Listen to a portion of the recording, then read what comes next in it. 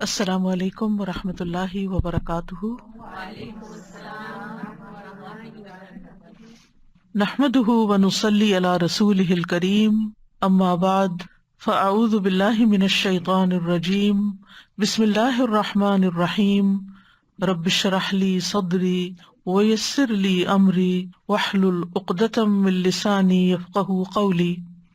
وَإِذَا سَأَلَكَ عِبَادِي عَنِّي فَإِنِّي قَرِيبٌ أُجِيبُ دَعْوَةَ الدَّاعِ إِذَا دَعَانِ فَلْيَسْتَجِيبُوا لِي وَلْيُؤْمِنُوا بِي لَعَلَّهُمْ يَرْشُدُونَ۔ اور جب میرے بندے آپ سے میرے بارے میں سوال کریں تو کہہ دیجئے بے شک میں قریب ہوں، میں پکارنے والے کی پکار کا جواب دیتا ہوں جب وہ مجھے پکارے۔ تو ان کو چاہیے کہ یہ میرا حکم مانیں اور مجھ پر ایمان رکھیں تاکہ وہ ہدایت پائیں۔ فَاسْتَغْفِرُوهُ ثُمَّ تُوبُوا إِلَيْهِ إِنَّ رَبِّي قَرِيبٌ مُجِيبٌ۔ سو اس سے بخشش مانگو، پھر اس کی طرف پلٹ آؤ، یقیناً میرا رب قریب ہے، قبول کرنے والا ہے۔ الحمد للہ رب العالمین، شرع لنا دینا قویما وہدانا صراطا مستقیما، الذی اسبغ علینا نعمہ ظاہرۃ وباطنہ وہو اللطیف الخبیر۔ اللہم لک الحمد کلہ ولک الملک کلہ وبیدک الخیر کلہ وإلیک یرجع الامر کلہ، انت رب الطیبین وولی الصالحین وخالق الخلق اجمعین ورازقہم۔ ہر طرح کی تعریف اللہ کے لیے ہے جو ساری کائنات کا رب ہے۔ اس نے ہمارے لیے درست دین کو مقرر کیا، ہمیں سیدھے رستے کی رہنمائی کی۔ وہ ذات جس نے بھرپور ظاہری اور باطنی نعمتوں سے ہم سب کو نوازا، وہ بہت مہربان اور حد درجہ باخبر ہے۔ اے اللہ، تیرے ہی لیے ہر طرح کی حمد ہے، ساری بادشاہت تیری ہے، تیرے ہی ہاتھ میں ہر طرح کی خیر ہے اور تیری ہی طرف ہر طرح کا معاملہ لوٹتا ہے۔ تو پاکیزہ لوگوں کا رب ہے، نیکوکاروں کا دوست ہے اور تمام مخلوقات کا خالق اور ان کا رازق ہے۔ اللہم صلی علی محمد وعلی آل محمد کما صلیت علی ابراہیم وعلی آل ابراہیم انک حمید مجید۔ اللہم بارک علی محمد وعلی آل محمد کما بارکت علی ابراہیم وعلی آل ابراہیم انک حمید مجید۔ پروگرام قریب و مجیب کے سلسلے میں آج ہم اخلاقی بیماریوں، اخلاقی برائیوں سے بچنے کی دعاؤں کے بارے میں پڑھیں گے۔ قرآن مجید میں سورۃ الحشر میں اللہ تعالیٰ فرماتے ہیں، والذین جاءوا من بعدهم يقولون ربنا اغفر لنا ولإخواننا الذين سبقونا بالإيمان ولا تجعل في قلوبنا غلا للذين آمنوا ربنا إنك رؤوف رحيم۔ اور وہ لوگ جو ان کے بعد آئے وہ کہتے ہیں، اے ہمارے رب، ہمیں بخش دے اور ہمارے ان بھائیوں کو بھی جو ایمان لانے میں ہم سے سبقت لے گئے، اور ہمارے دلوں میں ان لوگوں کے لیے جو ایمان لائے کوئی کدورت نہ رکھ۔ اے ہمارے رب، بے شک تو بہت شفقت کرنے والا، نہایت رحم کرنے والا ہے۔ سورۃ الحشر کی ان آیات میں انتہائی اہم دعاؤں کا ذکر کیا گیا ہے۔ رب تبارک و تعالیٰ نے یہ دعائیں صحابہ کے بعد تابعین کے حق میں اور قیامت تک جو لوگ بھی اچھے طریقے سے ان کے پیروکار ہیں ان مخلص اہل ایمان کے حق میں بیان کی ہیں۔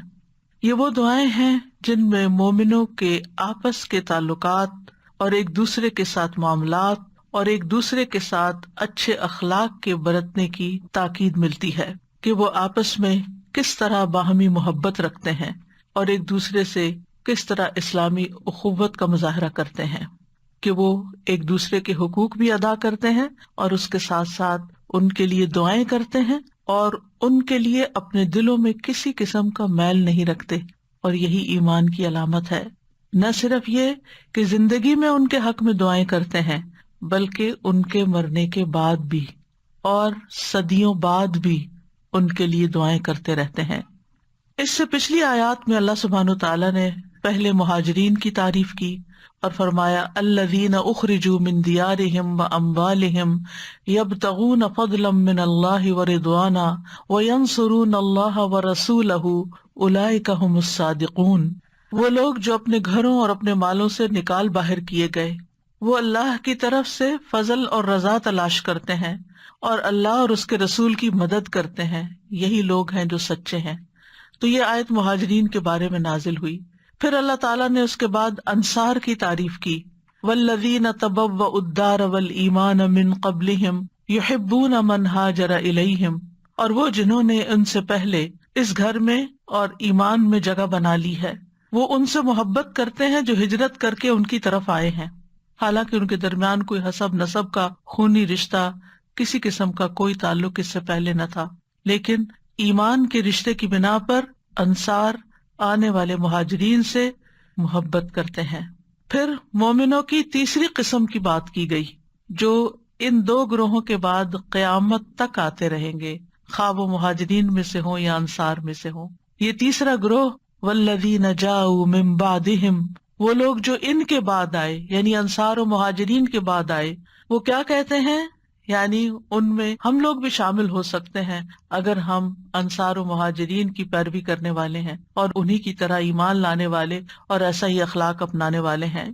وہ کیا کہتے ہیں؟ یقولون ربنا اغفر لنا ولاخواننا الذین سبقونا بالایمان، کہ اے ہمارے رب ہمیں بھی بخش دے اور ہمارے ان سب بھائیوں کو بھی بخش دے جو ہم سے پہلے ایمان میں سبقت لے گئے، یعنی ہم سے پہلے کی جتنی بھی جنریشنز ہیں ان میں جتنے بھی ایمان والے گزرے ہیں ان سب کی بخشش فرما دے۔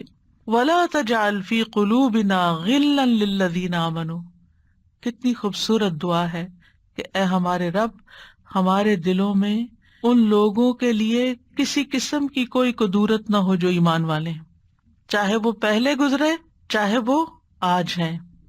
تو اس سے پتہ چلتا ہے کہ ایک مومن کا مومن کے ساتھ تعلق کیسا ہوتا ہے، رشتہ کیسا ہوتا ہے، کہ اس کے دل میں اس کے لیے برائی نہیں ہوتی، کدورت نہیں ہوتی، نفرت نہیں ہوتی، کینہ نہیں ہوتا، بغض نہیں ہوتا، بلکہ وہ ایک دوسرے سے محبت کرتے ہیں اور صاف دل رکھتے ہیں۔ ربنا انک رؤوف الرحیم، اے ہمارے رب بے شک تو بہت ہی شفقت کرنے والا، بڑا ہی رحم فرمانے والا ہے۔ تو یہاں پر ایمان والوں کے تین گروہوں کا ذکر ہے۔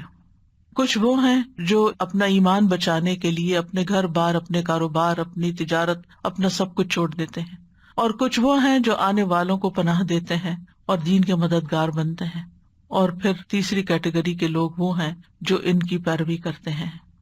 یہ سب لوگ ہماری دعاؤں کے مستحق ہیں۔ ہمیں اپنے دین اور ایمان کے رشتے میں بندھے ہوئے ساتھیوں کے لیے دعا کرنی چاہیے۔ کس چیز کی دعا؟ بخشش کی دعا، اپنے لیے بھی اور ان کے لیے بھی۔ اور پھر آپ دیکھیں کہ یہاں پر یہ جو بات کی گئی نا الذین سبقونا بالایمان، اس میں زمانی سبقت بھی ہے اور مانوی سبقت بھی ہے، یعنی جو ہم سے پہلے کے زمانے میں ایمان لے آئے، جو ایمان لانے میں ہم سے پہل کر گئے، جو پہلے سے ہی ایمان لا چکے، اور دوسری مانوی سبقت بھی ہے، یعنی جن کا ایمان ہم سے سبقت لے گیا ہے۔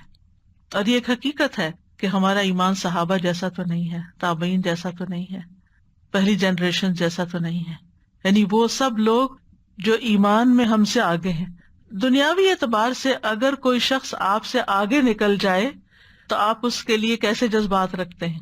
یعنی اگر کسی کا بزنس آپ سے زیادہ فلرش کر جائے، آپ سے ایجوکیشن میں آگے بڑھ جائے، یا اس کو کوئی دنیا کی نعمت مل جائے، تو عموماً لوگ ایک دوسرے سے حسد کرنے لگتے ہیں۔ حتیٰ کہ بعض اوقات یہ بھی دیکھا گیا ہے کہ اگر کوئی دین میں بھی ہم سے آگے نکل جائے، تو جیسے آپ دیکھیں یہود نے نبی صلی اللہ علیہ وسلم سے حسد کر لیا تھا کہ آپ کو کیوں نبوت دی گئی، ہمیں کیوں نہیں دی گئی۔ لیکن یہ اہل ایمان ایسے ہے کہ وہ حسد نہیں رکھتے، کوئی کدورت نہیں رکھتے، اس لیے دعا کرتے ہیں، اور پھر دعا بھی کرتے ہیں کہ ہمارے دلوں میں کبھی کوئی میل آئے ہی نہ، اور یہ اسی صورت میں ہو سکتا ہے جب انسان اخلاق کے اعلیٰ درجے پر ہو، اور اچھے اخلاق کی بنیاد ایمان ہی ہوا کرتا ہے۔ جتنا جتنا ایمان اسٹرانگ ہوگا، جتنا جتنا ایمان مضبوط ہوگا، اتنا ہی انسان کا اخلاق بھی اچھا ہوگا، کیونکہ تقوی کے بغیر، خوف خدا کے بغیر انسان کسی کے ساتھ بھی اچھا برتاؤ نہیں کر سکتا، کیونکہ انسان کو انسان سے کچھ نہ کچھ شکایت ہو جاتی ہے۔ صحابہ کے درمیان بھی آپس میں اختلاف ہوئے، لیکن جہاں دین اور ایمان کی بات آئی وہاں وہ ایک دوسرے کے لیے بہترین مددگار تھے۔ اور جس شخص کو یہ احساس ہو کہ مجھ پر رب نگرانی کر رہا ہے، میرا رب مجھے دیکھ رہا ہے، وہ پھر صرف اپنے ظاہر کی حفاظت نہیں کرتا، وہ اپنے باطن کی بھی حفاظت کرتا ہے۔ اس کی توجہ اپنے دل پر بھی ہوتی ہے کہ میرے دل کی اصلاح ہو، کیونکہ اخلاص کا اپوزٹ منافقت ہوتی ہے۔ اگر آپ اندر سے خالص کا مطلب صاف، اگر اندر سے آپ صاف نہیں ہیں اور صرف زبان سے ایک کاروباری قسم کا اخلاق ظاہر کرتے ہیں، جیسے آپ دیکھیں کہ آپ کچھ خریدنے کے لیے جاتے ہیں تو ضروری تو نہیں کہ وہ آپ سے خوش ہوتے ہیں، لیکن کس طرح اسمائل کر کے ملتے ہیں، اور وہ ہمیشہ کہتے ہیں کہ کسٹمر از آلویز رائٹ، چاہے آپ کتنی نکتہ چینی کر رہے ہو یا غلط باتیں بھی کر رہے ہو۔ لیکن وہ اخلاق کیا ہے؟ کاروباری اخلاق ہے، ایک تجارتی اخلاق ہے جس میں انہیں اپنا کچھ پروڈکٹ سیل کرنا ہے، کیونکہ اگر آپ ان سے ناراض ہوگے تو کچھ خریدیں گے نہیں۔ اہل ایمان کا اخلاق صرف ظاہری اور کاروباری اخلاق نہیں ہوتا، بلکہ اس کی روٹس بہت ڈیپ ہوتی ہیں، اور ایمان کی بنیاد پر سچا پیار، سچا خلوص، سچی محبت، سچی ہمدردی ہوتی ہے، کہ جس میں وہ صرف ظاہر نہیں اپنے دل کو بھی چمکاتا رہتا ہے، اپنے دل کے اندر بھی دوسروں کے خلاف کوئی بغض، کوئی میل نہیں رکھتا، اور اسی کی وہ دعا بھی کرتا ہے کہ ہمارے اندر کسی قسم کا کوئی کینہ یا دشمنی باقی نہ رہے۔ اور اس میں آپ دیکھیے کہ اس کے لیے دعا کرنا جس کا آپ پر احسان ہو، جس سے آپ کا تعلق ہو، جس سے آپ کی رشتہ داری ہو، وہ تو آسان ہوتا ہے، لیکن ان لوگوں کے لیے دعا کرنا جن کے نام تک ہمیں نہیں آتے، جن کی رنگ، نسل، زبان بھی ہمیں نہیں معلوم، ان سب کے لیے دعا کرنا یہ کتنے بڑے اخلاق کی بات ہے، یہ معمولی بات نہیں ہے۔ یعنی عموماً ہم دعاؤں میں ان لوگوں کو یاد رکھتے ہیں کہ جن کے ساتھ ہمارا جتنا گہرا تعلق ہوتا ہے، اور ہم ان کے لیے خیر خواہی چاہتے ہیں، جو اپنے لیے چاہتے ہیں وہی ہم ان کے لیے چاہتے ہیں۔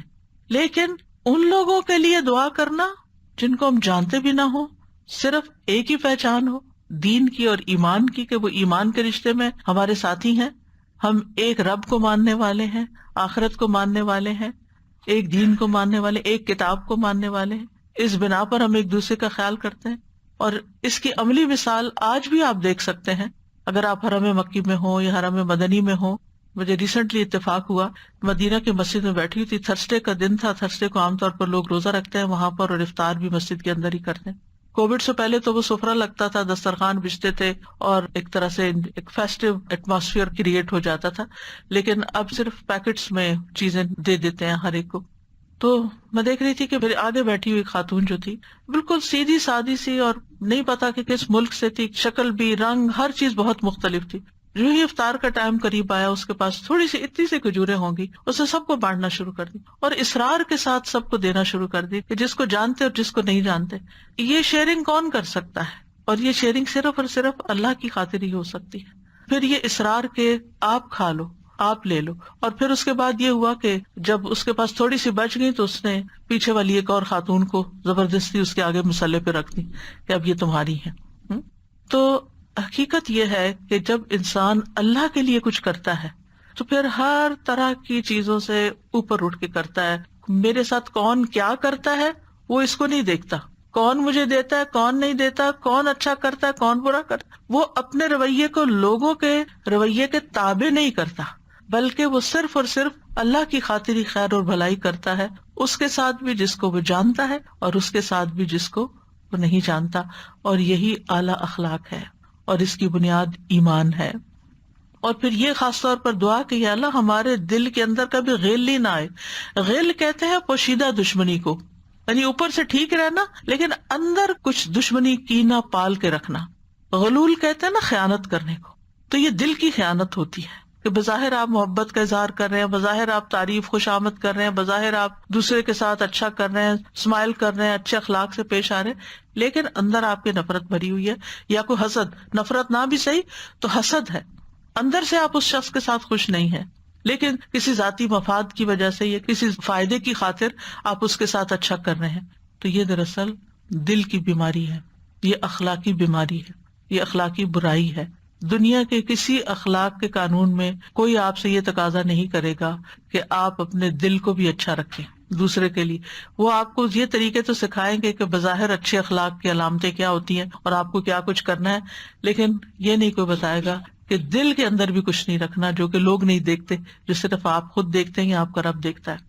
لیکن اس کا کیا یہ مطلب ہے کہ دل کے اندر کبھی کوئی میل آتا ہی نہیں، یا کبھی کسی سے کوئی شکایت ہوتی ہی نہیں یا ہونی ہی نہیں چاہیے؟ ایسا نہیں ہے.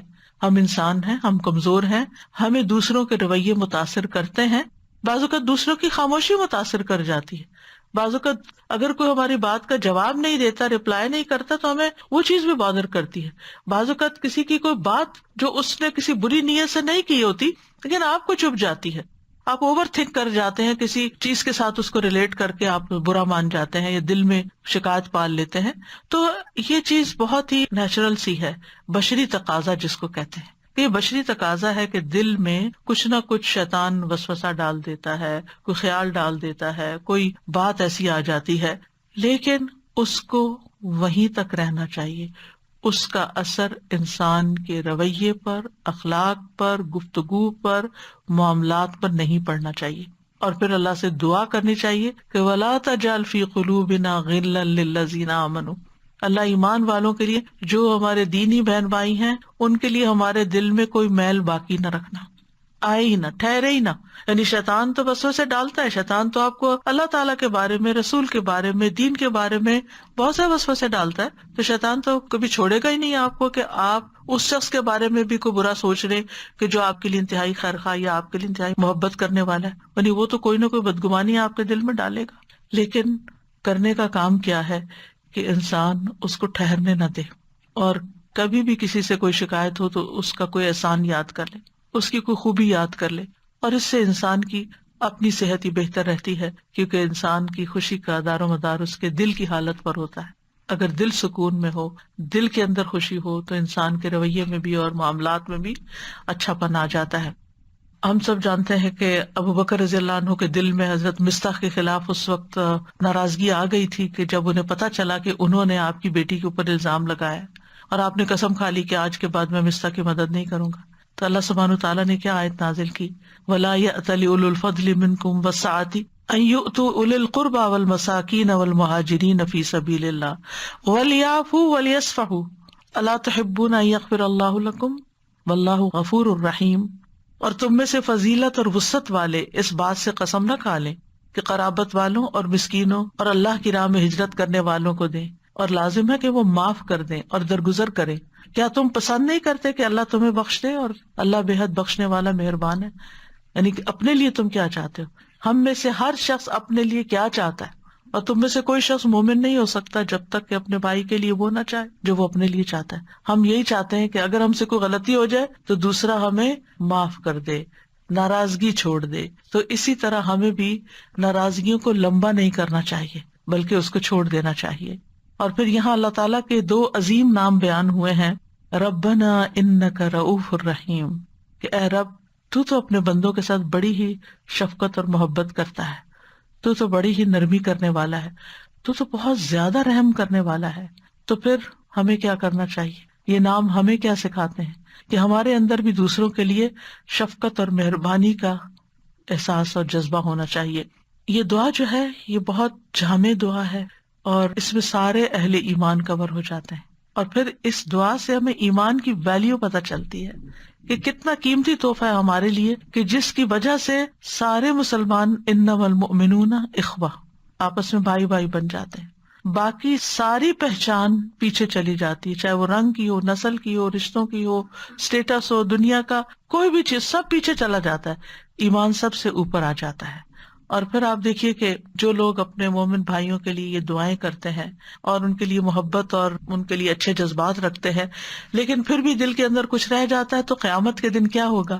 وَنَزَعْنَا مَا فِي صُدُورِهِم مِّن غِلٍّ تَجْرِي مِن تَحْتِهِمُ الْأَنْهَارُ، کہ جنت میں لے جانے سے پہلے اس قنطرہ کے اوپر دلوں کے اندر سے ہر طرح کی میل کچیل نکال دی جائے گی، کیونکہ بعض اوقات ایسا ہوتا ہے کہ کسی کے رویے کی وجہ سے تکلیف پہنچتی ہے تو وہ دکھ دل میں رہ جاتا ہے نہ چاہتے ہوئے بھی. جیسے حضرت حمزہ کو وحشی نے شہید کیا تھا تو نبی صلی اللہ علیہ وسلم کے سامنے جب وہ آیا تو آپ نے فرمایا کہ اس کو لے جاؤ یہاں سے کیونکہ مجھے اپنے چچا کی شہادت یاد آتی ہے. لیکن کیا اس کے بعد آپ نے اس سے کوئی انتقام لیا یا آپ نے اس کو کچھ سنائی یا اس کو کوئی ڈانٹ ڈپٹ کی یا اپنا رویہ اس سے خراب کیا؟ کچھ بھی نہیں. بس ایک بشری تقاضے کے تحت یہ کہا کہ سامنے نہ آئے تاکہ مجھے وہ واقعہ یاد نہ آئے. اس حد تک تو ٹھیک ہے. اور اس سے یہ بات بھی پتہ چلتی ہے کہ اگر کسی نے آپ کے ساتھ اس درجے کی زیادتی کی ہے تو اس صورت میں انسان ٹھیک ہے بہت زیادہ اس کے بعد آپس میں میل جول نہ رکھے کہ پھر انسان بدتمیزی یا بد اخلاقی پہ اتر آئے. اوائڈ کرے سچویشن کو، لیکن اپنے رویے میں کوئی بد اخلاقی نہ اختیار کرے، اپنے آپ کو نہ گرائے. دیکھیے بد اخلاق ہونا اپنے آپ کو گرانا ہے. جب آپ چیخ کے بولتے ہیں، جب آپ غصے میں بولتے ہیں، جب آپ ڈانٹ کے بولتے ہیں، آپ اپنی ویلیو کم کر رہے ہوتے ہیں، آپ کا مقام گر رہا ہوتا ہے. بعض اوقات ہم یہ سمجھتے ہیں نا کہ ہم کسی کے اوپر دھونس جمائیں گے یا ہم کسی کو ڈانٹ کے بات کریں گے تو ہماری بات زیادہ سنی جائے گی. عزت بچانے کے لیے وقتی طور پہ دوسرا خاموش ہو جاتا ہے اور آپ کی بات سن لیتا ہے، لیکن اس کے دل میں آپ کی وہ محبت اور قدر نہیں ہوتی. آپ اس کی نگاہوں میں گرتے ہیں، اور یہ تو انسان کی نگاہوں میں گرنا ہے، آپ اللہ کی نگاہ میں کتنے گر جاتے ہیں جب آپ بد اخلاقی اختیار کرتے ہیں. اب یہ ہے کہ جنت کی خوبصورتی یہاں بیان کی گئی کہ وہاں پر کتنی نہریں بہ رہی ہوں گی اور وہ اللہ کا شکر ادا کر رہے ہوں گے اور سب کچھ. جنت ایسی جگہ ہے کہ جہاں سب سے جو سکون اور خوشی کی بات ہوگی کہ صاف دل کے لوگ ہوں گے صرف وہاں پر. اگر کسی کے دلوں میں کوئی اثرات باقی ہے تو وہ نکال دیے جائیں گے. حتیٰ کہ جنت میں اگر کوئی شخص اپنے باپ یا چچا کے قاتل کو بھی اپنے سامنے دیکھے گا، وحشی کو بھی دیکھے گا، تو اس کے دل میں کوئی تکلیف نہیں ہوگی، وہ سب نکال دی جا چکی ہوگی. لیکن اس مقام تک پہنچنے کے لیے ضروری ہے کہ ہم اپنے آپ کے ساتھ جد و جہد کرتے رہیں، دوسروں کی اچھی باتیں یاد کریں اور بری باتوں کو چھوڑ کر اپنے دلوں کو صاف کرتے رہیں اور دعا کرتی رہیں. شیخ بن باز تھے تو وہ کثرت سے یہ دعا کرتے تھے کہ اللہم اصلح لی قلبی، اے اللہ میرے دل کی اصلاح کر دے. کیونکہ سب سے زیادہ دل ہی بے قابو ہوتا ہے، دل ہی خراب ہوتا ہے، دل ہی پریشان ہوتا ہے، دل ہی بے چین ہوتا ہے، دل ہی اس طرح کی باتیں سوچتا رہتا ہے. فلاں نے تمہارے ساتھ یہ زیادتی کی، فلاں نے تمہارے ساتھ یہ ظلم کیا، فلاں نے تمہیں یہ کہہ دیا، فلاں یہ کرتا ہے، اور کچھ نہ کچھ بدگمانی خواہ مخواہ میں ڈالتا رہتا ہے. تو اگر دل کی اصلاح ہو جائے تو اس سے زیادہ انسان کے لیے خیر کی بات کچھ نہیں. یہ دعا جو ہے یہ بہت زیادہ برکت کی حامل ہے اور اس کو دن رات مانگنا چاہیے، یعنی اپنی خاص دعاؤں میں اس کو شامل کر لینا چاہیے، کیونکہ ہر مومن کا دوسرے مومن پر حق ہے. اور پھر خاص طور پر بخشش کی دعا مانگنے کا، کیونکہ ہم سب کو بخشش چاہیے. ہم جس طرح اپنے لیے چاہتے ہیں نا کہ ہماری کوئی پکڑ نہ ہو، اللہ سبحانہ وتعالیٰ کی طرف سے ہم پر کوئی ناراضگی اور عذاب نہ ہو، تو ہمیں باقی مسلمان بہن بھائیوں کے لیے بھی کرنا چاہیے اور سب کے لیے. اور پھر یہ کہ اللہ تعالیٰ کے ناموں کا ایک طرح سے وسیلہ دینا کہ ربنا انک رؤوف رحیم. اس میں رب کی بات بھی ہے، رؤوف کی بھی ہے، رحیم کی بھی ہے. اور اس سے یہ بات بھی پتہ چلتی ہے کہ اہل ایمان کے سینے جو ہیں وہ سلامتی والے ہوتے ہیں اور مومن سے محبت رکھتا ہے، خواہ اس نے اس کو دیکھا ہوا نہ بھی ہو. اور دعا کے آداب بھی پتہ چلتے ہیں کہ سب سے پہلے اپنے لیے دعا کرنی چاہیے، پھر جو اس سے قریب ہو اور پھر اس سے بعد جو لوگ ہوں. اور پھر اس میں خاص طور پر چونکہ والذین جاؤوا من بعدہم میں صحابہ کی طرف اشارہ ہے، تو ہمیں صحابہ کے لیے بھی دعا کرنی چاہیے اور ان کی تعظیم کرنی چاہیے. اور صحابہ سے محبت جو ہے واجب ہے ہمارے لیے، اور صحابہ سے بغض رکھنے والے لوگ اور صحابہ سے نفرت کرنے والے لوگ اس دعا میں شامل نہیں ہوں گے، کیونکہ وہ اس درجے سے نیچے آ جاتے ہیں. اور پھر اس آیت سے یہ بھی پتہ چلتا ہے کہ اہل ایمان کے 3 درجے ہیں. ایک ہے سابقون کا جو صحابہ انصار اور مہاجرین کی شکل میں تھے، اور ایک ہے اس کے بعد جو ان کے فالوورز ہوں، اور جتنے زیادہ فالو کریں گے اتنی سبقت میں ان کے قریب ہو جائیں گے. اور صحابہ نے جتنی قربانیاں کی، اور خاص طور پر ابتدائی دور کے صحابہ نے، ان کے بعد آنے والے حتیٰ کہ صحابہ بھی جو بعد کے دور میں مسلمان ہوئے وہ پہلوں کے درجے کو نہیں پہنچ سکے جو پہلے سبقت لے گئے تھے ایمان میں. نبی صلی اللہ علیہ وسلم فرمایا کہ تم احد پہاڑ برابر بھی سونا خرچ کر دو، تم ان کے مد یا نصف کو بھی نہیں پہنچ سکتے. اور عام طور پر جب احد پہاڑ دیکھا نہ ہو تو یوں لگتا ہے جیسے وہ ایک پہاڑ ہے بس کڑا ہے، لیکن جب آپ جاتے ہیں تو آپ حیران ہو جاتے ہیں کہ وہ پورا ایک سلسلہ ہے پہاڑ کا، ایک طویل پہاڑ ہے. ریسنٹلی جب میں احد پہاڑ کے پاس سے گزر رہی تھی تو میں ساتھ ساتھ تھوڑا سا اس کے پکچرز بھی بنا رہی تھی، اور میں سوچ رہی تھی کہ اتنا سونا، کس کے پاس اتنا سونا ہوگا؟ یا اللہ، ہم کچھ بھی کر لیں تو ہم صحابہ جیسے نہیں ہو سکتے، تو ہمیں ان کی کتنی رسپیکٹ کرنی چاہیے اور ان کی قربانیوں کی کتنی قدر کرنی چاہیے. اور یہ قدر بھی اللہ تعالیٰ نے ہمیں سکھائی ہے کہ تم ان کے مقام کو نہیں پہنچ سکتے، لیکن ان کے لیے دعا کر کے ان کا کچھ حق ادا کر سکتے، کیونکہ دین ہمیں انہی کے ذریعے پہنچا ہے. یہ ان کا احسان ہے ہم پر. اگر وہ اپنی جگہ پہ نہ جمتے اور وہ اس کی ذمہ داری نہ اٹھاتے تو اگلی نسلوں تک کیسے جاتا. اور آج کے پروگرام کی مناسبت سے، اس آیت سے اور اس دعا سے اس بات کا اندازہ ہوتا ہے کہ ہمارے اندر اخلاق کا کیا معیار ہونا چاہیے. یعنی اخلاق کا معیار صرف اسمائل نہیں ہے، صرف سلام کر لینا نہیں ہے، صرف آرام سے بات کر لینا نہیں ہے. اخلاق کا معیار دل کا صاف ہونا ہے. یعنی دل صاف ہوں گے تو اوپر کی برائیاں ساری ختم ہو جائیں. آپ دیکھیے، آپ کسی پر بھی غصے میں کیوں بولتے ہیں؟ ایسے تھوڑے ہوتا ہے کہ خام خواہ آپ کسی پہ غصہ کریں. آپ کے دل میں کچھ لاوا جمع ہو چکا ہوتا ہے. یعنی آپ نے کسی کی ایک بات دل میں رکھی، اس کو نہیں نکالا، صاف نہیں کیا، پھر اس نے ایک اور حرکت کر دی، وہ بھی جمع ہو گئی، پھر ایک اور. جب وہ اتنا زیادہ بھر جاتا ہے لاوا اندر کہ پھر ایک وقت آتا ہے کہ پھٹ پڑتا ہے. جب وہ پھٹتا ہے تو پھر کچھ بھی کسر نہیں چھوڑتا. تو اگر آپ دوسروں کو معاف کرتے چلے جائیں، وَلْيَعْفُوا وَلْيَصْفَحُوا، تو پھر آپ دیکھیے کہ ایسی نوبت نہیں آئے گی کہ جہاں آپ بد اخلاقی کی انتہا پر اتر آئیں. اللہ سبحانہ تعالیٰ کے محبوب بندوں کی صفت کیا ہے؟ حدیث میں آتا ہے، بلا شبہ اللہ عز و جل مہربان ہے، مہربانی اور بلند اخلاق کو پسند کرتا ہے اور اس کے گھٹیا پن سے نفرت کرتا ہے. تو اگر ہمارا اخلاق اچھا نہیں تو ہم اللہ کے محبوب بندے بن نہیں سکتے. اور اگر اللہ کی محبت حاصل نہیں کی تو دنیا میں آپ نے کیا حاصل کیا، کیا کمایا؟ اسامہ کہتے ہیں کہ ہم نبی صلی اللہ علیہ وسلم کے پاس بیٹھے ہوئے تھے، گویا کہ ہمارے سروں پر پرندے بیٹھے ہوں. ہم میں سے کوئی بھی باتیں نہیں کر رہا تھا، سب خاموشی سے سن رہے تھے. اچانک آپ کے پاس کچھ لوگ آئے. انہوں نے کہا، اللہ کے بندوں میں سے اللہ کے نزدیک کون سب سے زیادہ محبوب ہے؟ آپ نے فرمایا، جو سب سے اچھے اخلاق والے ہیں. قیامت کے دن اچھے اخلاق والے سب سے زیادہ نبی صلی اللہ علیہ وسلم کے قریب ہوں گے مجلس کے اعتبار سے. آپ دیکھیے کہ اگر دنیا میں آپ مسجد نبوی میں جائیں اور روضہ پر آپ جانا چاہیں اور آپ کو موقع نہ ملے یا ملے بھی تو ذرا دور ملے، تو آپ کو یہ محسوس ہوتا ہے کہ آپ نے کوئی بہت کچھ کھو دیا. ریسنٹلی مجھے اتفاق ہوا کہ جب خواتین روضہ کی طرف جا رہی تھی تو اچانک گیٹ بند ہو گیا. اس کے بعد ایک خاتون اتنا رونا شروع کر دیا، اس نے اتنا رونا شروع کر دیا، اتنا رونا. مجھے اس کے حال پہ رحم آ رہا تھا. وہ ہاتھ مار رہی تھی دروازے کے اوپر اور پھر پیچھے لوٹتی، پھر واپس پلٹتی، پھر ہاتھ مارتی، پھر روتی. تو میں اس کو دیکھ کے غور کر رہی تھی کہ یہ تو دنیا ہے، قبر کے پاس جانے کا موقع نہیں مل رہا، اور وہ بھی جو نظر ہی نہیں آتی. صرف ایک فیلنگ ہوتی ہے نا کہ ہم قریب قریب قریب قریب آ گئے. یہی قیامت کے دن اگر قریب نہ ہو سکے تو پھر کیا ہوگا؟ پھر کیا ہوگا؟ اور اگر بدعات میں پڑھ کر حوض کوثر پر پانی نہ ملا تو پھر کیا ہوگا؟ وہاں تو رونا بھی کام نہیں آئے گا.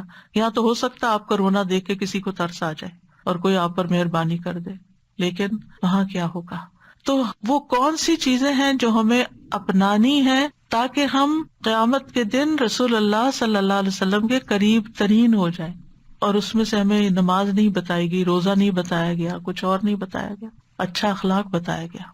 نبی صلی اللہ علیہ وسلم فرمایا کہ بے شک قیامت کے دن میرے نزدیک تم میں سے سب سے زیادہ محبوب، یعنی آپ ان سے محبت کرتے ہوں گے، اور قریب بیٹھنے والے لوگ وہ ہوں گے جو بہترین اخلاق والے ہیں. پھر اسی طرح ان کو سب سے افضل لوگ کہا گیا.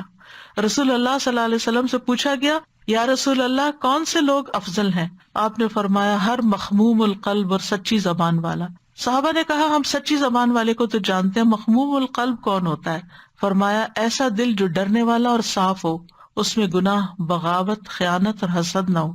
پھر دل پہ بات آ گئی. عام طور پر دل کی حالت کو اخلاق میں شامل نہیں کرتے، لیکن ہمارے دین میں دل کی حالت کے بغیر اخلاق کا کوئی تصور نہیں ہے. ابو ہریرہ کہتے ہیں، رسول اللہ صلی اللہ علیہ وسلم نے فرمایا، تم جنت میں داخل نہ ہو سکو گے جب تک ایمان نہ لاؤ، اور تم ایمان نہیں لا سکتے جب تک آپس میں محبت نہ کرو. ایمان ہی مکمل نہیں. کیا میں تمہیں ایسی بات نہ بتا دوں کہ جب تم اس پر عمل کرو گے تو تمہارے درمیان محبت پیدا ہو جائے گی؟ آپس میں سلام کو عام کرو. اور یہ صرف گھر سے باہر نہیں، گھر کے اندر بھی کثرت سے۔ صحابہ کا طریقہ کیا تھا کہ اگر جا رہے ہوتے تھے اور بیچ میں جیسے درخت آ گیا اور کچھ درخت کے ادھر سے گزرے کچھ ادھر سے گزرے اور تھوڑی دیر کے لیے گیپ آ گیا، نظر نہیں آیا اور دوبارہ واپس آگے ملے جا کے، تو پھر سلام کیا ایک دوسرے کو۔ لیکن ہم سمجھتے ہیں جیسے صبح اٹھ کے ایک دفعہ بس ہم نے کر دیا ہے اور اب ہم ایک گھر میں ہی رہ رہے ہیں تو نہیں، اگر بچے کچن میں آتے ہیں پھر سلام کریں، آپ بیڈ روم میں جاتے ہیں سلام کریں، آپ گھر سے نکلتے ہیں سلام کریں، گھر میں داخل ہوتے ہیں سلام کریں۔ اگر صرف اس حکم پر بھی عمل کر لیا جائے تو گھروں میں محبت پیدا ہو جائے گی۔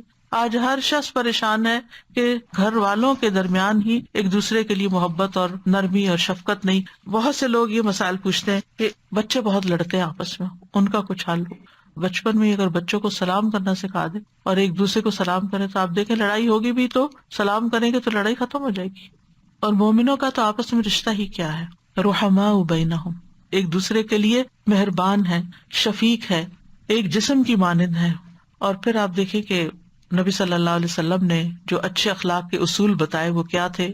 آپ نے فرمایا تم لوگ ایک دوسرے سے حسد نہ کرو، نہ ایک دوسرے کے خلاف ریٹ بڑھاؤ یعنی بزنس میں، نہ ایک دوسرے سے بغض رکھو، نہ ہی ایک دوسرے سے روگردانی کرو، اور تم میں سے کوئی کسی کے سودے پہ سودا نہ کرے، یعنی اگر کسی نے سودا کر لیا ہے تو تم زیادہ پیسے دے کے اس کا توڑا کے خود نہ کرو۔ اور اے اللہ کے بندو بھائی بھائی بن جاؤ، مسلمان مسلمان کا بھائی ہے، نہ وہ اس پہ ظلم کرتا ہے، نہ اسے ذلیل کرتا ہے، نہ اس سے جھوٹ بولتا ہے، نہ اسے حقیر سمجھتا ہے۔ یہ ہے اخلاق، نہ ظلم، نہ ذلیل کرنا، نہ جھوٹ بولنا، نہ حقیر سمجھنا۔ اگر یہ خرابیاں نکل جائیں لوگوں کے اندر سے تو سارے مسائل ہی حل ہو جائیں۔ آپ نے فرمایا کسی آدمی کے برا ہونے کے لیے اتنا ہی کافی ہے کہ وہ اپنے مسلمان بھائی کو حقیر سمجھے۔ لیکن آپ دیکھیں کہ بعض اوقات ہم کہتے ہیں نہیں ہم حقیر تو نہیں سمجھتے، لیکن کسی کا مذاق اڑا رہے ہوتے ہیں، کسی پہ باتیں بنا رہے ہوتے ہیں، کسی کے اوپر کوئی طنز کر رہے ہوتے ہیں۔ جو کسی کو حقیر سمجھتا ہے اسی کے ساتھ ایسا کرتا ہے۔ اگر کوئی کسی کی عزت کرتا ہے تو اس کا مذاق تھوڑی اڑاتا ہے، اس پہ طنز تھوڑی کرتا ہے۔ رسول اللہ صلی اللہ علیہ وسلم نے فرمایا مومن محبت کرتا ہے اور اس سے محبت کی جاتی ہے، یعنی وہ بھی محبت کرتا ہے، لوگ بھی اس سے محبت کرتے ہیں، اور اس بندے میں کوئی خیر نہیں جو نہ محبت کرتا ہے اور نہ اس سے کوئی محبت کرتا ہے، بس لیے دیے رہتا ہے۔ اور لوگوں میں سب سے بہترین وہ ہے جو ان کے لیے سب سے زیادہ نفع بخش ہے، سب سے زیادہ نفع بخش، جو سب سے زیادہ لوگوں کو فائدہ پہنچاتا ہے، وہ سب سے بہتر انسان ہے۔ اب ہمیں اپنے بارے میں سوچنا چاہیے کہ ہم دوسروں کو کس کس شکل میں کیا فائدہ پہنچا سکتے ہیں، اور سب سے زیادہ ان کو کس چیز سے فائدہ ہو سکتا ہے۔ بعض اوقات کوئی کرنے کا کام بتا کے اور بعض اوقات کوئی نہ کرنے کا کام اس سے روک کے، اور اس کے علاوہ ظاہری مادی شکلیں تو بہت سی ہو سکتی ہیں۔ پھر اسی طرح دوسروں کے بارے میں اچھا گمان رکھنا اور دوسروں کے لیے خیر خواہی کرنا۔ اور پھر آپ دیکھیے کہ اچھا اخلاق جو ہے یہ انسانیت کا حسن ہے، ایک خوبصورتی ہے، ماحول کو خوبصورت بناتا ہے، کام کو آسان کر دیتا ہے، اور ماحول کے اندر ایک خوشگواری پیدا ہو جاتی ہے۔ آپ دوسروں کی رعایت کرتے ہیں، دوسروں کے معاملے اور مصلحت کو سمجھنے کی کوشش کرتے ہیں، اور اس کے ساتھ ساتھ اپنے فرائض بھی ادا کرتے ہیں، کیونکہ سب سے زیادہ مسائل وہاں پیدا ہوتے ہیں جب انسان اپنا فرض ادا نہیں کرتا۔ جہاں اچھے اخلاق کی تعریف کی گئی وہاں بد اخلاقی کی مذمت بھی کی گئی ہمارے دین میں۔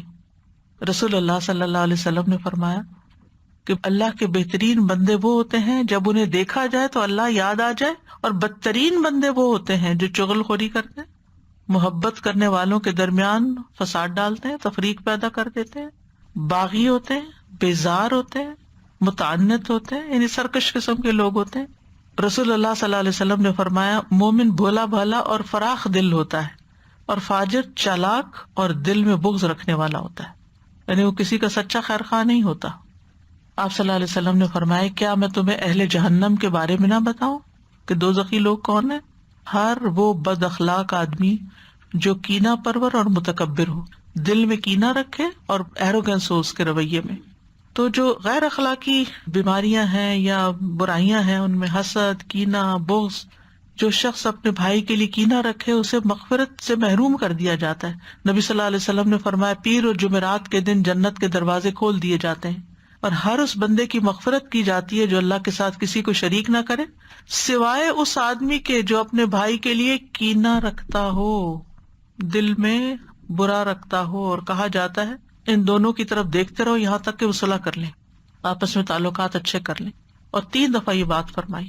اسی طرح بد اخلاقی میں قطع تعلق کی، چھوٹی چھوٹی باتوں پہ ناراض ہونا، بول چال بند کر دینا، نمبر بلاک کر دینا، چھوٹی سی بات پہ غصہ آیا نمبر بلاک کر دیا، آنا جانا چھوڑ دیا، لین دین چھوڑ دیا، خوشی غمی پہ شریک ہونا چھوڑ دیا. پھر اسی طرح بد اخلاقی میں دوسروں کے عیب تلاش کرنا کہ اس کا قد چھوٹا ہے، اس کی شکل ایسی ہے، پھر نفرتیں پیدا کرنا، اختلافات کو ہوا دینا، ایک دوسرے پہ الزام تراشیاں کرنا. جیسے آج کل آپ دیکھیں ریسنٹلی جو ہماری سیاست میں ہو رہا ہے کہ چھوٹی چھوٹی باتوں پر ایسے ایسے الزامات ایک دوسرے پر جن کی حقیقت اللہ ہی بہتر جانتا ہے. ایک بد اخلاقی کے کلچر کو رواج دے دینا، پھر بلا وجہ کی دشمنی پال لینا، اس کو پرسنل دشمنی میں بدل لینا. یعنی ایک ہوتا ہے اصولی اختلاف، کسی بھی ایک بات کے بارے میں 2 لوگوں کی 2 رائے ہو سکتی ہیں، آپ کو حق ہے آپ اپنی رائے رکھیں، مجھے حق ہے میں اپنی رائے رکھوں، کیونکہ میں نے اپنا حساب دینا ہے، آپ نے اپنا دینا. لیکن اس کا یہ مطلب تو نہیں کہ چونکہ آپ میرے نقطہ نظر سے متفق نہیں اس لیے میں آپ سے دشمنی کر لوں. نہیں، اس کا تو کوئی جواز ہی نہیں بنتا. یہ بھی بد اخلاقی کی انتہائی بری شکل ہے. پھر برے گمان رکھنا، بری باتیں سوچتے رہنا دوسرے کے بارے میں، پھر بات کرنا تو دوسرے کی عزت پامال کرنا. اور یہ معاملات صرف یہ نہیں کہ لوگوں کے ساتھ یا گھر سے باہر، گھر کے اندر بھی. آج ایک خاتون کا مسئلہ مجھے بھیجا گیا جس میں اس خاتون نے بتایا کہ میرے شوہر مجھ سے کئی بار طلاق دے چکے ہیں، بات بات پہ، اور اب تو شاید 10-12 سال سے ان کا کوئی آپس میں تعلق بھی نہیں ہے، اور لڑائی اور جھگڑا اور فساد اور نہ کوئی بول چال، اور اگر وہ پوچھے بھی تو پوچھنے کا حق بھی نہیں ہے کہ ناراضگی کس بات کی. تو بعض لوگ تو یہ زحمت بھی نہیں کرتے کہ یہ بتائیں کہ بھی ہم ناراض ہیں تم سے، تو کیوں ناراض ہیں، یا ہمیں تم سے یہ شکایت ہے تم آئندہ یہ کام نہیں کرو. تو یہ سب کچھ ایمان کی کمزوری اور ایمان کی خرابی ہے. اگر کوئی شخص اللہ سے ڈرتا ہو تو وہ ایسا ظلم زیادتی نہیں کر سکتا. ایسی صورت میں یا تو انسان بھلے طریقے سے رہے یا پھر بھلے طریقے سے الگ ہو جائے. لیکن ایسے ٹاکسک ریلیشن میں رہنا، اور پھر اسلامی لحاظ سے بھی کئی طلاقیں ہو چکی تو پھر تو اکٹھے رہنے کا کوئی جواز بھی نہیں بنتا. تو کسی کی عزت پامال کرنا، اس کو ذلیل کرنا، یہ بھی بد اخلاقی میں آتا ہے. طنز کرنا، باتیں سنانا اور مذاق اڑانا، ہنس دینا، یعنی دوسرا بات کر اور آپ ہنسنا شروع کر دیں اور اس بیچارے کو پتہ ہی نہ کہ آپ کس بات میں ہنس رہے ہیں. یہ بھی بد اخلاقی کی ایک قسم ہے. بظاہر آپ ہنس رہے ہیں لیکن آپ کا یہ ہنسنا بے جا ہے. بعض اوقات والدین بچوں کی چھوٹی چھوٹی چیزوں کے اوپر ہنسنا شروع کر دیتے ہیں، حالانکہ وہ ہنسنے کا مقام نہیں ہوتا. اس سے بچے ماں باپ سے بھی چڑھ جاتے ہیں، یعنی آپ کو بے وقوف سمجھتے ہیں نا کہ آپ جہاں ہنسنا نہیں چاہیے وہاں ہنس رہے ہیں، یا آپ ان کا مذاق اڑا کے ہنس رہے ہیں. پھر اسی طرح ایک دوسرے کے ساتھ مقابلے کرنا، یعنی اگر کوئی بات کر رہا ہے تو اس کی بات کاٹ کے اپنی بات اس کے اوپر ڈال دینا اور اپنی بڑائی بیان کرنا شروع کر دینا. اس قسم کی باتیں بھی، یعنی ایک تو یہ ہے نا کہ دنیا کے معاملات میں ایک دوسرے سے مقابلے کرنا.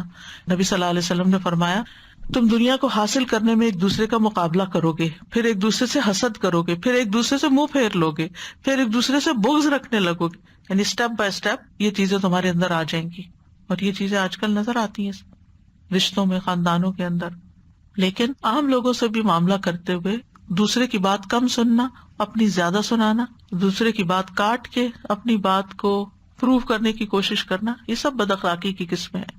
تو بہرحال کرنے کے کام یہ ہے کہ انسان پریکٹیکلی بھی اگر دل کو صاف رکھنا چاہتا ہے تو دوسروں کی برائیاں یاد نہ رکھیں، کوشش کریں کہ وہ دل سے نکلتی چلی جائیں. احنف بن قیس کہتے ہیں میں نے کبھی اس شخص کو کسی برائی سے یاد نہیں کیا جو میرے پاس سے اٹھ کر گیا ہو، یعنی ملنے آیا اٹھ کے گیا، اس کی کسی بری بات کا ذکر ہی نہیں کیا، نہ ہی برائی میں یاد کیا. زید بن اسلم کہتے ہیں وہ ابو دجانہ کے پاس گئے جب وہ بیمار تھے اور ان کا چہرہ خوشی سے دمک رہا تھا. ان سے کہا گیا کیا بات ہے کہ جس کی وجہ سے آپ کا چہرہ اتنا چمک رہا ہے؟ انہوں نے کہا کوئی ایسا عمل نہیں جو میرے نزدیک ان 2 چیزوں سے بڑھ کر قابل بھروسہ ہو. ایک یہ کہ میں ایسی چیز کے بارے میں گفتگو نہیں کرتا جس سے میرا تعلق نہ ہو، دوسرا یہ کہ میرا دل مسلمانوں کے لیے پاک صاف سلامتی والا ہے. اگر ہم یہ 2 باتیں سیکھ لیں تو کتنے ہی جھگڑے ختم ہو جائیں، خاص طور پر سیاست میں. پھر سینے میں حسد اور کینہ نہیں پال کے رکھنا چاہیے. ابن حجر کہتے ہیں حسد کینے کا نتیجہ ہے اور کینہ غضب کا نتیجہ، یعنی آپ کو غصہ آتا ہے تو اس سے پھر دل میں کینہ پیدا ہو جاتا ہے، پھر آپ حسد کرنے لگتے ہیں. ابو حاتم کہتے ہیں کہ کینہ شر کی بنیاد ہے، اور جو اپنے دل میں شر کو چھپاتا ہے وہ اس کے لیے ایسی نباتات اگاتا ہے جن کا ذائقہ تلخ اور کڑوا ہوتا ہے. اس کا فروغ پانا غصہ ہے اور اس کا پھل ندامت ہے، and of the day result کچھ بھی نہیں سوائے ریگریٹس کے. ابن عربی کہتے ہیں دل اس وقت تک سلامتی والا اور پاک نہیں ہوتا جب تک وہ بہت زیادہ کینہ رکھنے والا، حسد رکھنے والا، خود پسند اور متکبر ہو. یعنی یہ چیزیں اگر آپ کے دل کے اندر ہیں تو آپ کا دل صاف نہیں. قرآن مجید میں آتا نا قد افلح من زکاہا، تو پھر آپ کا تزکیہ نہیں ہوا، صاف نہیں ہوا دل. پھر اسی طرح یہ ہے کہ ابن سیرین کہتے ہیں میں نے دنیا کے معاملات میں کسی بھی چیز میں کسی آدمی سے حسد نہیں کیا، کیونکہ اگر وہ اہل جنت میں سے ہے تو دنیا کے بارے میں اس سے حسد کیوں کروں جبکہ یہ دنیا جنت کے مقابلے میں انتہائی حقیر ہے. اور اگر وہ جہنمیوں میں سے ہے تو اس کی دنیا کے بارے میں اس سے حسد کیوں کروں جبکہ وہ جہنم میں جانے والا ہے. یعنی یا وہ جنتی ہے یا وہ جہنمی ہے. یعنی کہ اگر اس نے جنت میں جانا ہے تو جو اب اس کے پاس ہے تو بہت چھوٹا ہے، بہت تھوڑا ہے، اس پہ کیا حسد کرنا. پھر اسی طرح کہا جاتا ہے کہ جو لوگ بلند مرتبے پر فائز ہیں ان کے اندر اخلاق کی 10 چیزیں پائی جاتی ہیں: سینے کی سلامتی اور پاکیزگی، مال کی سخاوت، زبان کی سچائی، نفس کی انکساری، سختی میں صبر کرنا، تنہائی میں رونا یعنی اپنے گناہوں پہ، لوگوں کے لیے خیر خواہی کرنا، مومنوں کے لیے رحم دل ہونا، اور فنا ہونے کے بارے میں غور و فکر کرنا کہ یہ جسم ختم ہو جائے گا، ایک دن چلے جائیں گے دنیا سے، اور چیزوں سے عبرت پکڑنا یعنی ہر واقعے سے کچھ سبق سیکھنا. اسی طرح اچھے اخلاق میں سے یہ ہے کہ انسان کسی کے بارے میں دل میں دشمنی نہ رکھے کہ میں اس سے یہ انتقام لے کر رہوں گا یا اس سے بدلہ لے کر رہوں گا. یعنی انتقام کی آگ میں خود سلگتا نہ رہے، اپنے آپ کو نہ سلگائے، بلکہ معاملہ اللہ پہ چھوڑے. اگر کوئی نقصان پہنچنے کا اندیشہ اس کا سدجواب کرے لیکن دل کو صاف کرے. آپ دیکھیے کہ نماز روزے پر اتنی محنت نہیں لگتی جتنی دلوں کو صاف کرنے پر لگتی ہے. وہ تو جسمانی مشقت ہوتی ہے نا، انسان اٹھتا وضو کر لیتا، نماز پڑھ کے فارغ ہو جاتا ہے، لیکن اگر آپ نے دل سے کچھ نکالنا ہے تو بہت ہارڈ ہے، بہت مشکل ہے.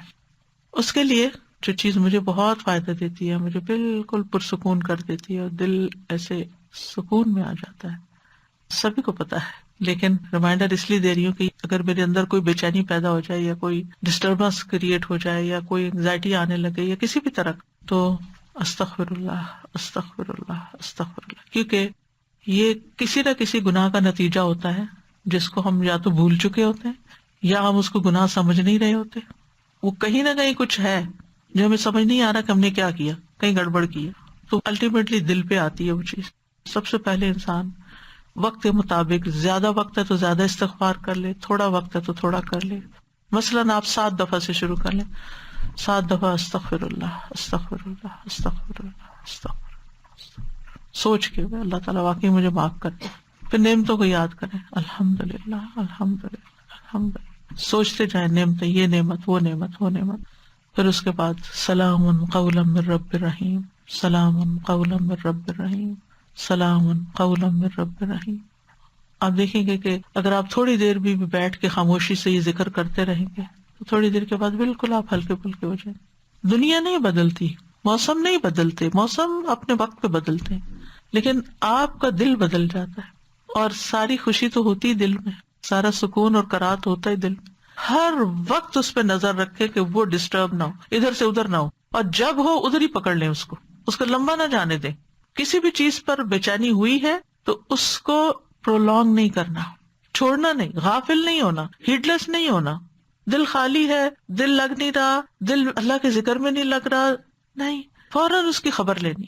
یعنی یہ ان چیزوں میں سے ہے کہ جتنا جلدی اس بیماری کو ٹریٹ کریں گے اتنا ہی فائدہ مند ہے. چھوڑ دیں گے تو یہ بڑھتا چلا جائے گا. ابن قیم کہتے ہیں ناراضگی اور عدم رضامندی کے ہوتے ہوئے دل کا سلامتی والا ہونا محال ہے. جیسے جیسے بندہ اللہ کے فیصلوں پر زیادہ راضی ہونے والا ہوگا ویسے ہی اس کا دل زیادہ سلامتی والا ہوگا.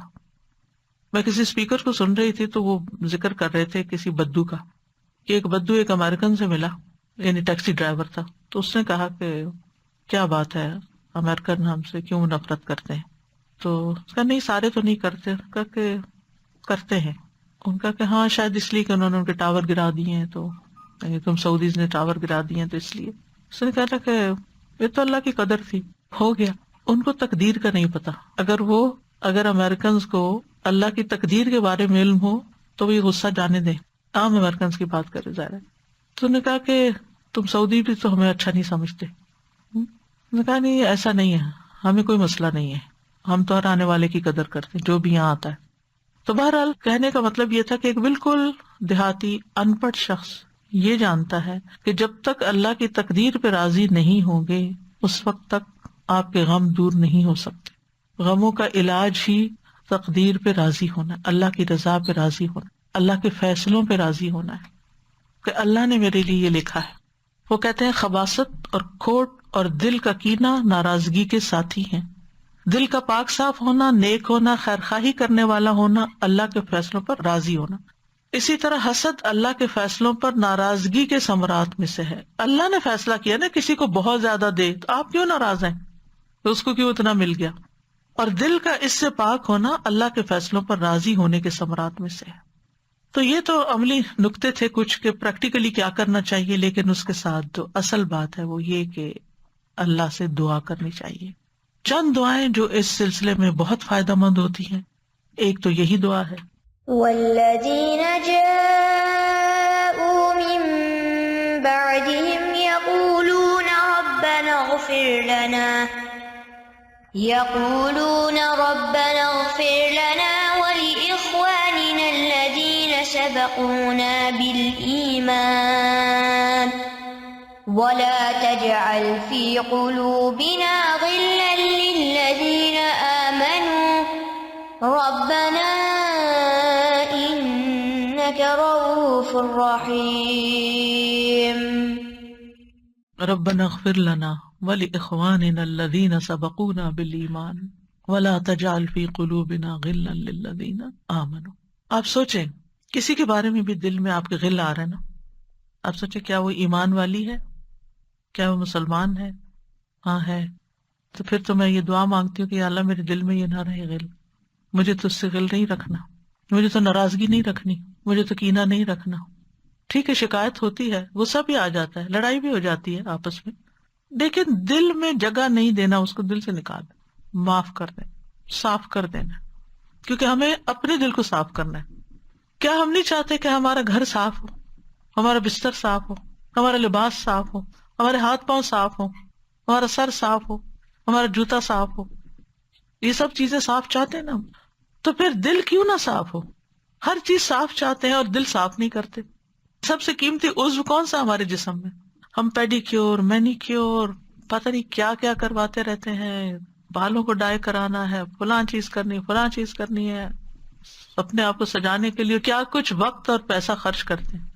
دل کو صاف کرنے کے لیے، چمکانے کے لیے کیا خرچ کرتے ہیں، کتنا وقت لگاتے ہیں، کتنی ایفرٹ لگاتے ہیں. وہ چونکہ کسی کو نظر نہیں آتا، وہ میلا ہو، کچیلا ہو، گندگی سے بھرا ہوا ہو، ڈھیر لگے ہیں گندگی کے، پتہ نہیں کس کس کی نفرتوں کے ڈھیر وہاں پر جمع ہے، کوئی پرواہ نہیں، لیے پھرتے ہیں اس بوجھ کو. نکالیں اس کو، معاف کریں سب کو. مجھے یہ دعا بہت اچھی لگتی جو میں مانگتی ہوں کہ اللہ جس کسی نے مجھ پر کوئی احسان کیا ہے اس کو اس سے بھی بہتر بدلہ دے، اور جس کسی نے مجھے کوئی تکلیف دی ہے تو اس کو معاف کر دے. کیونکہ انسان ہے نا، ہم کیا ہم نہیں دیتے تکلیف دوسروں کو؟ ہم سے بھی تو ہو جاتا ہے نا. یا تو یہ ہونا کہ ہم پاک صاف ہوں، جب ہم غلطی کرتے ہیں تو کسی کی غلطی کو کیوں نہیں معاف کرتے. پھر ایک اور دعا ہے اللہم انی اعوذ بک من العجز والکسل والجبن والبخل والحرم وعذاب القبر اللہم آت نفسی تقواها وزکها انت خیر من زکاها انت ولیها ومولاها اللہم انی اعوذ بک من علم لا ينفع ومن قلب لا يخشع ومن نفس لا تشبع ومن دعوت لا يستجاب لها. اے اللہ میں تیری پناہ میں آتا ہوں عاجز ہو جانے سے، سستی سے، بزدلی سے، بخل سے، سخت بڑھاپے سے، قبر کے عذاب سے. اے اللہ میرے نفس کو تقویٰ دے دے، اس کو پاک کر دے، تو ہی اس کو سب سے بہتر پاک کرنے والا ہے، تو ہی اس کا رکھوالا اور اس کا مددگار ہے. اے اللہ بے شک میں تجھ سے ایسے علم سے پناہ مانگتا ہوں جو نفع دینے والا نہ ہو، ایسے دل سے جو ڈرنے والا نہ ہو، ایسے نفس سے جو سیر ہونے والا نہ ہو، اور ایسی دعا سے جو قبول ہونے والی نہ ہو. تو یہ نبی صلی اللہ علیہ وسلم کی دعا تھی. اور اس میں خاص طور پر جو عجز سے پناہ مانگی گئی ہے، عجز کہتے کسی کام کے کرنے کی قدرت نہ ہونا، نہیں کر سکتے، عاجز ہیں. کیونکہ جب انسان کے اندر عجز ہوتا ہے نا، بے بسی ہوتی ہے، تو انسان نہ اپنی عبادت کر سکتا ہے، نہ بندوں کا حق دے سکتا ہے، کسی کام کے قابل نہیں رہتا. اللہ تعالیٰ نے قرآن مجید میں ایسے انسان کی مذمت کی ہے. ضرب اللہ مثلا عبدا مملوکا لا يقدر على شيء. اللہ نے ایک مثال بیان کی جو غلام کی ہے، جو کسی کی ملکیت میں کچھ کرنے کی اس میں قدرت نہیں، کچھ نہیں آتا اس کو، بیکار بندہ ہے. پھر کسل ہوتا ہے سستی، یعنی قدرت ہے، کر سکتے ہیں لیکن اس کو بوجھل سمجھتے ہوئے، مشکل سمجھتے ہوئے چھوڑ دینا کہ ہم سے نہیں ہوتا، چھوڑو کیا کرنا. تو یہ مذموم صفت ہے. اور جب کسی انسان کے اندر یہ دو چیزیں آتی ہیں تو وہ بد اخلاق ہو جاتا ہے. جو بندہ آپ اس سے کوئی کام کہتے ہیں وہ کر کے نہیں دیتا، وہ آپ سے وعدہ کرتا پورا نہیں کرتا، آپ اس کو کچھ سمجھانے کی کوشش کرتے ہو سمجھ کے نہیں دیتا، تو آپ کا پیشنس کا لیول کیا ہوگا؟ کب تک، کہاں تک آپ پیشنس رکھیں؟ نہیں رہے گا باقی. اور اسی طرح جب کوئی آپ کے ساتھ نہیں کرے گا پھر آپ کو بھی اس کو غصہ آئے گا. پھر اسی طرح یہ ہوتا ہے کہ کچھ عقل کی سستی ہوتی ہے، کچھ جسم کی سستی ہوتی ہے. عقل کی سستی کیا ہوتی ہے کہ غور و فکر نہ کرنا، نتائج کو ہی نہ دیکھنا کہ ہم کسی کے ساتھ برا کریں گے تو نتیجہ کیا نکلے گا، انجام کی پرواہ نہ کرنا. اور جسم کی سستی تو سب کو معلوم ہے. پھر جبن بزدلی کو کہتے ہیں، یعنی کھوکھلا پن، بزدل ہونا. جو انسان بزدل ہوتا ہے وہ بھی آگے بڑھ کے کوئی بڑے بڑے کام نہیں کر سکتا کیونکہ وہ ہر چیز سے ڈرتا ہے، یہ نہ ہو جائے، وہ نہ ہو جائے. یہ صفت انسان کو خیر کے کاموں سے پیچھے کر دیتی ہے. پھر بخل، یہ بھی انتہائی بد اخلاقی کی چیز ہے، انسان کو مالی حقوق ادا کرنے سے روک دیتا ہے. آپ کے پاس مال ہوتا ہے لیکن آپ خرچ ہی نہیں کرتے، حتیٰ کہ اپنی ذات پہ بھی نہیں کرتے، اور جن کی کفالت ذمہ ہے آپ کے ان پہ بھی خرچ نہیں کرتے. کئی دفعہ آپ نے دیکھا ہوگا کہ لوگوں کے اندر یہ عادت ہوتی ہے. کئی عورتیں بیچاری اس بات پہ اتنا پریشان ہوتی ہیں کہ ان کے ہسبینڈ گھر کی ضروری چیزوں پر بھی خرچ نہیں کرتے، جو بیسک نیسیسٹیز ہیں لائف کی ان پہ بھی خرچ نہیں کرتے. تو پھر ان کے گھروں میں لڑائی فتنہ فساد نہ ہوگا تو کیا ہوگا؟ بد اخلاقی تو آئے گی. جب بخل ہوگا تو بد اخلاقی آئے گی. امام نبوی کہتے ہیں، نبی صلی اللہ علیہ وسلم نے بزدلی اور بخیلی سے جو پناہ مانگنے کی بات کی ہے تو یہ اس لیے کہ ان سے واجبات کو ادا کرنے میں کوتاہی پائی جاتی ہے. یعنی انسان نہ بندوں کے حق ادا کرتا ہے نہ اللہ کا حق ادا کرتا ہے. اور اسی طرح جبن اور بخل بھی دونوں ساتھی ہیں، کیونکہ انسان پھر نہ اپنے مال سے صحیح فائدہ اٹھا سکتا ہے نہ جسم سے فائدہ اٹھا سکتا ہے. بڑھاپا بھی انسان کی قوتوں کو کمزور کر دیتا، عاجز بے بس ہو جاتا ہے انسان، ناکارہ عمر ہو جاتی ہے جس میں نہ عقل کام کرتی ہے اور نہ ہی انسان کا جسم کام کرتا ہے. کوئی نیکی نہیں کر سکتا، کسی کے کام نہیں آتا، الٹا وہ دوسرے پہ بوجھ بن جاتا ہے. اور پھر نفس کے تقویٰ کی بات کی گئی ہے کہ اللہ میرے نفس کو تقویٰ عطا کر، کیونکہ نفس کے اندر اگر تقویٰ آئے گا تو اخلاق خود بخود اچھا ہو جائے گا. وزکھا، اور تزکیے کی بات کی گئی ہے. وانت خیر من زکاھا، اللہ تو ہی سب سے زیادہ اس کو پاک کر سکتا ہے. انت ولیھا و مولاھا، اللہ تو ہی اس کا ولی اور مولا ہے، تو ہی اس کا مالک ہے. اور پھر ایسے علم سے پناہ مانگی گئی ہے جو فائدہ نہ دے. انسان بہت کچھ پڑھے لکھے سیکھے لیکن زندگی میں کام ہی نہ آئے. علم حاصل کرنا ایک مشقت طلب کام ہوتا ہے نا، جس میں انسان کا وقت بھی لگتا ہے، مال بھی لگتا ہے، لیکن اگر وہ سب کچھ لگا کے اس کے بعد ہاتھ میں کچھ بھی نہیں آیا پھر کیا فائدہ ہوا.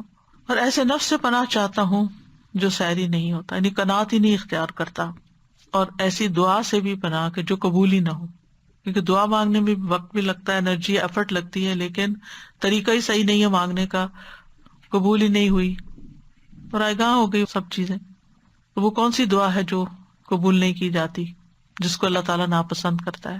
ایک ہے گناہ کی دعا، کسی گناہ کے کام کرنے کے لیے دعا کرنا، یا رشتہ داری کو کاٹنے کی بات ہو جس میں، یا پھر یہ کہ شرائط پوری نہ کرے انسان دعا مانگنے، جیسے اخلاص اور حلال کھانا اور دیگر شرائط. تو جس کی دعا قبول نہیں ہو تو ناکام و نامراد ہو گیا. پھر ایک اور دعا ہے، اللہم الف بین قلوبنا واصلح ذات بیننا واہدنا سبل السلام ونجنا من الظلمات الى النور وجنبنا الفواحش ما ظہر منها وما بطن وبارک لنا فی اسماعنا وابصارنا وقلوبنا وازواجنا وذریاتنا وتب علینا انک انت التواب الرحیم وجعلنا شاکرین لنعمتک مسنین بها قابلیها واتمها علینا. اور ایک روایت میں للنعمک بھی آتا ہے.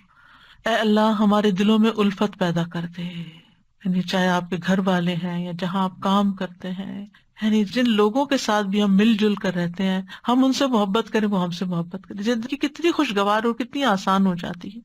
ہمارے آپس کے معاملات کی اصلاح کر دے، ہمیں سلامتی کے رستوں کی طرف رہنمائی عطا کر، ہمیں اندھیروں سے نجات دے کر نور کی طرف لے آ، ہمیں تمام ظاہری اور چھپی بدکاریوں سے محفوظ رکھ، ہمارے کانوں اور ہماری آنکھوں اور ہمارے دلوں اور ہمارے گھر والوں اور بچوں میں برکتیں عطا فرما، ہماری توبہ قبول فرما، بے شک تو بہت زیادہ توبہ قبول کرنے والا ہے اور رحمت کرنے والا ہے۔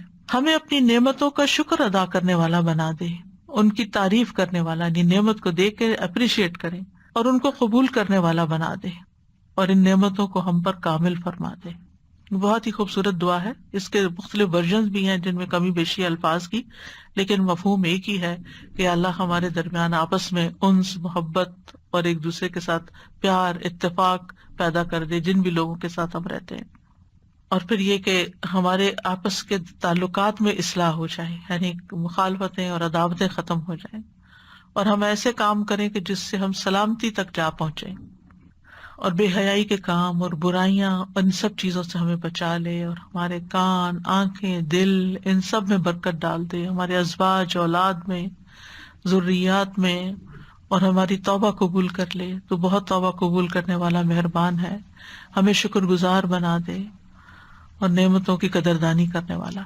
پھر ایک اور دعا ہے، اللہم انی اسألک فعل الخیرات وترک المنکرات وحب المساکین وان تغفر لی وترحمنی واذا اردت فتنة قوم فتوفنی غیر مفتون اسألک حبک وحب من یحبک وحب عمل یقرب الی حبک۔ اے اللہ میں تجھ سے سوال کرتا ہوں نیک کام کرنے کا، یعنی مجھے نیک کاموں کی توفیق عطا فرما، منکرات سے بچنے کا، میں تیری دی توفیق سے انسان بچ سکتا ہے، مسکینوں سے محبت کرنے کا، اور یہ کہ تو مجھے معاف کر دے اور مجھ پہ رحم فرما، اور جب تو کسی قوم کی آزمائش کا ارادہ کرے تو مجھے فتنے میں مبتلا ہونے سے پہلے موت عطا فرما دے، اور میں تجھ سے تیری محبت، تجھ سے محبت کرنے والوں کی محبت اور تیری محبت کے قریب کرنے والے اعمال کی محبت کا سوال کرتا ہوں۔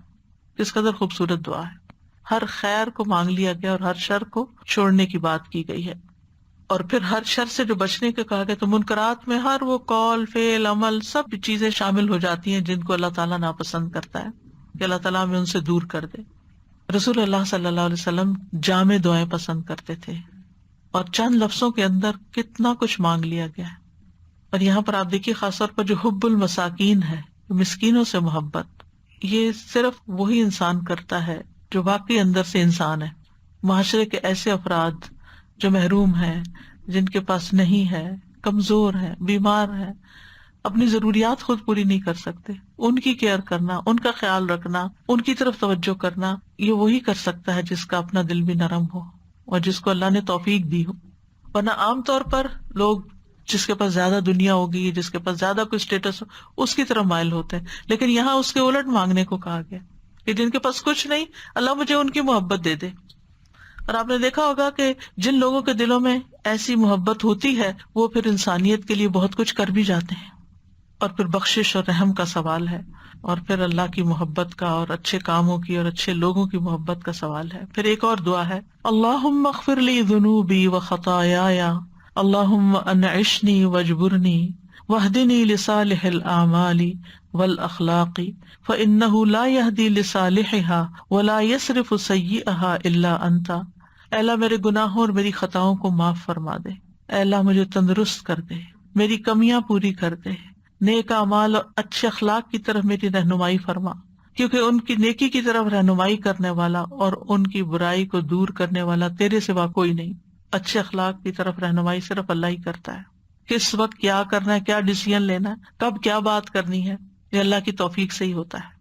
اور اللہم اغفر لی ذنوبی و خطایا میں کہ اللہ تعالیٰ میرے گناہوں کو ڈھانک دے، ان پہ پردہ ڈال دے۔ اور یہ حقیقت ہے اللہ نے ہماری کتنی برائیاں اور کتنے عیب چھپائے ہوئے ہیں۔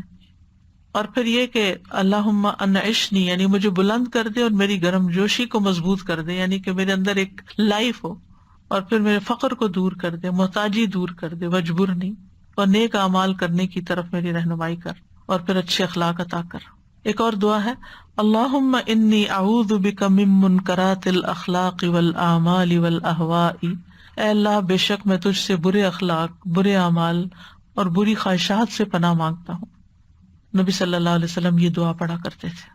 اسی سے ملتی جلتی ایک اور دعا ہے، اللہم جنبنی منکرات الاخلاق والاہواء والادواء، اے اللہ مجھے برے اخلاق، بری خواہشات اور بری بیماریوں سے بچا۔ برے اخلاق میں جیسے حسد، بخل، بزدلی، بدزبانی، گالی گلوچ، جھوٹے الزامات، اور پھر یعنی کہ ویسے ظلم کرنا، تشدد کرنا، اور برے اعمال میں جیسے قتل، شراب نوشی، کبیرہ گناہ سارے آ جاتے ہیں۔ اور احوا نفس کی خواہشات، نفس کی خواہش کیا ہوتی ہے؟ وہ لذیذ چیزوں، آرام دہ چیزوں کی طرف مائل ہوتا ہے، اور بعض اوقات وہ بڑھتے بڑھتے حرام تک جا پہنچتا ہے، تو یا اللہ اس سے بھی بچا۔ پھر ہے اللہم احسنت خلقی فحسن خلقی، ایک اور روایت میں آتا فاحسن خلقی، اے اللہ تو نے میری صورت بہت اچھی بنائی ہے، بس میری سیرت بھی اچھی کر دے، میرا اخلاق بھی اچھا کر دے۔ یعنی جس طرح ہماری جسمانی ساخت، کس طرح اللہ نے سیدھا کھڑا کیا، صحیح سلامت اعضاء دیے، اور شکل و صورت اچھی بنائی، یہ ساری چیزیں ہم اس لیے اپریشیٹ نہیں کرتے کہ ہم اس کو انسانوں کے ساتھ کمپیئر کرتے۔ اگر یہ جانوروں کے ساتھ کمپیئر کریں تو پھر آپ دیکھیں گے کتنی قدر آئے گی آپ کو جو اللہ نے آپ کو عطا کیا ہے۔ تو پھر یا اللہ اچھی شکل بھی دی ہے تو اچھا اخلاق بھی دے۔ پھر ایک اور دعا ہے اللہم اہد قلبی وسدد لسانی واسلل سخیمۃ قلبی، اے اللہ میرے دل کو رہنمائی عطا فرما، میری زبان کو درستگی عطا فرما، اور میرے دل کے کینے کو دور کر دے، یعنی مجھے اپنی معرفت دے اور سچ بولنے کی توفیق دے، اور دل سے کینہ، کھوٹ، حسد، دھوکہ نکال دے۔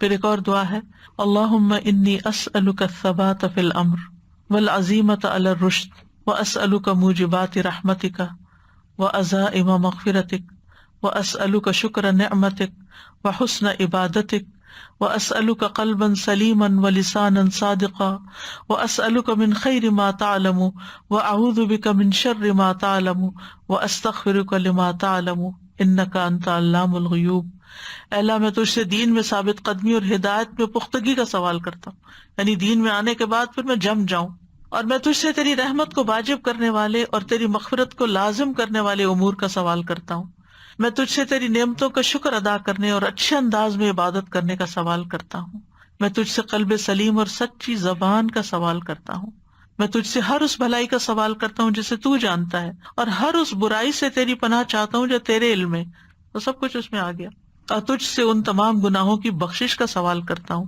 جو تیرے علم میں ہے، بے شک تو غیبوں کا جاننے والا ہے۔ اور اگر ہم سے کسی کے ساتھ کوئی زیادتی ہو گئی ہو تو پھر یہ دعا پڑھا کریں اللہم انی اتخذ عندک عہدا لن تخلفنیہ فانما انا بشر فای المؤمنین آذیتہ شتمتہ لعنتہ جلدتہ فاجعلها له صلاة وزکاة وقربة تقربہ بہا الی یوم القیامہ، اے اللہ میں تجھ سے عہد کرتا ہوں اور تو ہرگز وعدے کے خلاف نہیں کرتا، میں صرف ایک انسان ہوں، تو جس مومن کو میں تکلیف دوں، اس کو برا کہوں، اس پہ لعنت کروں، اسے سزا دوں، تو اسے اس کے لیے رحمت اور پاکیزگی اور ایسا باعث قرب بنا دے کہ وہ قیامت کے دن تیرے قریب ہو، یعنی جن لوگوں کو میں نے ستایا یا اللہ ان کو اپنے قریب کر لینا قیامت کے دن۔ یہ بھی دعا اور مانگ سکتا ہے جس کو احساس ہو کہ میں نے ستا کے غلط کیا اور اب اس کا بدلہ کہ کہاں ملنا چاہیے آخرت میں، اللہ کے قرب کی شکل میں۔ اس سے بڑی کیا خیر خواہی ہو سکتی ہے؟ انسان کس کو ستاتا ہے؟ جو اس کو ستاتا ہے۔ تو آپ ایسے لوگوں کے لیے دعا کر رہے ہیں، یعنی جس پر کوئی زیادتی کی گئی ہو اس کے لیے بھی دعا کرنی چاہیے۔ اللہ تعالیٰ ہمیں اچھے اخلاق عطا فرمائے۔ وآخر دعوانا ان الحمد للہ رب العالمین۔ سبحانک اللہم وبحمدک، اشہد ان لا الہ الا انت، استغفرک واتوب الیک۔ السلام علیکم ورحمۃ اللہ وبرکاتہ۔